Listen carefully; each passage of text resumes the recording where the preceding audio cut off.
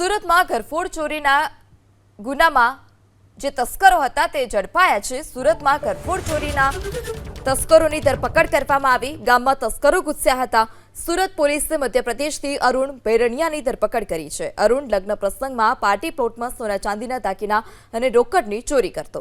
આરોપી રાત્રિના અગાસી પર સૂતો ત્યારે જ પોલીસે તેને ઝડપી પાડ્યો। રોકડ અને સોનાના દાગીના મળી કુલ 9 લાખનો મુદ્દામાલ કબજે કરાયો છે। આરોપી આખા ગામમાં 150 જેટલા ઘરફોડ ચોરીનો તે અંજામ આપી ચૂક્યો છે। પોલીસને જોતા જ આરોપીએ ભાગવાનો પણ પ્રયાસ કર્યો હતો।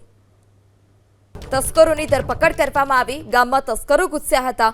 સુરત પોલીસે મધ્યપ્રદેશથી અરુણ ભૈરણિયાની ધરપકડ કરી છે। અરુણ લગ્ન પ્રસંગમાં પાર્ટી પ્લોટમાં સોના ચાંદીના દાગીના અને રોકડની ચોરી કરતો। આરોપી રાત્રિના અગાસી પર સૂતો ત્યારે જ પોલીસે તેને ઝડપી પાડ્યો। રોકડ અને સોનાના દાગીના મળી કુલ 9 લાખનો મુદ્દામાલ કબજે કરાયો છે। આરોપી આખા ગામમાં 150 જેટલા ઘરફોડ ચોરીનો તે અંજામ આપી ચૂક્યો છે। પોલીસને જોતા જ આરોપીએ ભાગવાનો પણ પ્રયાસ કર્યો હતો।